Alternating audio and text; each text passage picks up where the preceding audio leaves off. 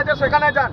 ও তৃণমূলের পার্টি অফিসে থেকে ক্যারাম খেলছে, ভারতীয় জনতা পার্টির বুথ প্রেসিডেন্টকে সে চমকাবে, তাই আমরাও চমকে ওদের বাড়ি পাঠিয়ে দিয়েছি। এই পরিস্থিতি যদি তৈরি হয়, নির্বাচন কমিশন অব্দি যাবো, মুখ্য নির্বাচন কমিশনার অব্দি যাবো, এই সব কটাকে হাঁটাবো। 3 জনকে অলরেডি সাসপেন্ড করিয়েছি পার্টি অফিসে ক্যারাম খেলার জন্য।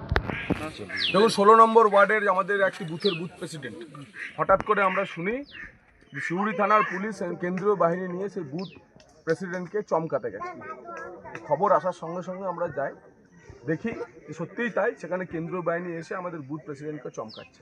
আমরা বলি যে আপনাদের কাজ কি তৃণমূল পার্টি অফিসে ক্যারাম খেলা আর বিজেপির বুথ সভাপতিদের চমকানো?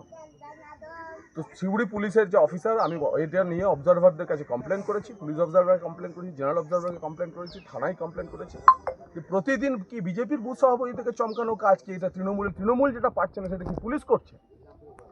ফার্দার যদি এটা হয় তাহলে আমরা এখানে যে পুলিশের যে অফিসাররা আছে এবং যে পুলিশ অফিসার এসব নিয়ে যাচ্ছেন তার বিরুদ্ধে আমরা স্পেসিফিক কমপ্লেন একটা কমিশনের কাছে করছি, ইচ্ছাকৃতভাবে করছি, কোনো পলিটিক্যাল ইন্টেলিজেন্স না নিয়ে। আমাদের রাজনৈতিক কর্মী সবার বিরুদ্ধে মামলা থাকে, তা বলে এসে তাকে বাউন্ড ডাউন করে বলবে যে আপনি ভোটের দিন বেরোবেন না, ভোট করবেন না, আমার বুথ সভাপতি ভোট করবে না। এই জিনিস এখানে চলবে না। ক্যারাম খেলছিল, অভিযোগ করেছিলাম, সাসপেন্ড হয়েছে। এরাও যদি বাঁদরামি করে এদেরকেও কিন্তু পরিস্থিতি সামনাসামনি করতে হবে। এবারের ভোট হবে অন্যরকম ভোট, এবং কেন্দ্রীয় বাহিনী তো বাইরে থেকে এসছে, তারা তো জানে না, তাদেরকে ভুলভাবে সিউড়ি থানার পুলিশ পরিচালিত করছে। আমরা আজকে একটা ওয়ার্নিং বেল বাজালাম, যদি এরপরেও ফার্দার এরকম ঘটনা ঘটে তাহলে আমরা প্রয়োজন হলে চিফ ইলেকশন কমিশনারের কাছে আমরা যাব।